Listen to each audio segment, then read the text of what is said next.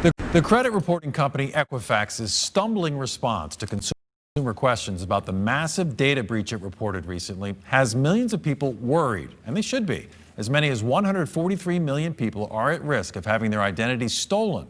Here to discuss the ins and outs of this situation and what you need to do is Peter Aiken. He's an associate professor of information systems at VCU School of Business. Peter, thank you for coming in today. Happy to be here, Bill. First of all, what is your take on this breach and the company's response? Well, the breach is the worst one we've seen yet, and the company's response is unfortunately stumbling.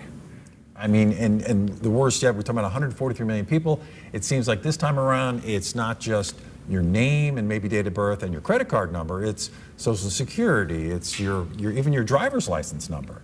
So how does this compare to other breaches? Well, this is definitely the worst one yet, because what Equifax does is that they collect all of this data, and that's their business, to go out and grab more information and pull it all in so that they know so much about you that they can make decisions computerized. And basically their job is to set up a credit card for you, or set up a bank account for you, or set up everything you might do in the world of commerce or finance. But as you mentioned earlier, we didn't ask for this. Yeah, exactly right. And that's what seems to be part of the outrage, is that what can people do about this company they barely know about? It's like, oh yeah, every time I buy a car or every time I buy a house, I've got to figure out what my credit report is and who is this company anyway, and how that now we have to pay them to freeze our accounts or to monitor our accounts.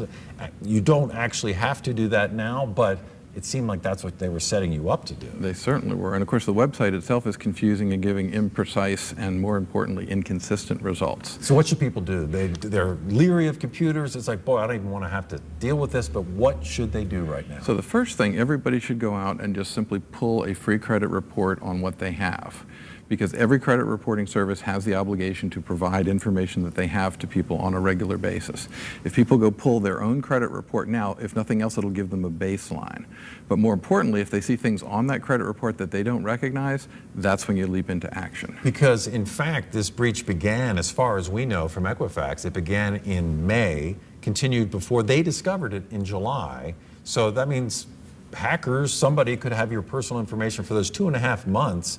And we assume they applied a patch in July, but again, we don't know because the company has not been that forthcoming. They have not been forthcoming. On the other hand, the length of time that it took to them to apply the patch is absolutely incredible. So that's right, we were talking about that. So the breach began in May, but it was actually the patch for that possible door into the system was offered in March. In March. But it wasn't applied. It wasn't applied. Apparently it was not applied, and we have more information now that apparently there are other parts of Equifax that are still open and still exposing not just our information, but citizens of other countries, and even Equifax employees who probably aren't going to be very happy about that. Should people then freeze, once they get those free credit reports, should they freeze their credit? Should they get monitoring, or is it enough simply to see on paper what you have? So if they see anything different on that paper, anything they don't recognize on paper, they should absolutely freeze their credit right at that point in time. But not necessarily straight out of the gate right now, because I'm almost thinking, well, gee, why don't I just freeze it?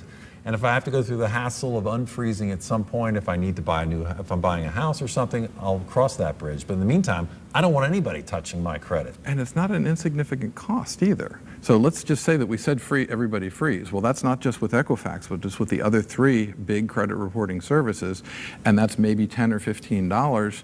Each of them, much less than you want to unfreeze it because you now want to go apply for a credit card or maybe co-sign on a loan for a kid or something. Yeah, this is confusion to the point, I don't know if you remember, but back when we used to have one phone company and it's so simple, now it's multitudinous things. One very costly phone company, but yes, we remember that.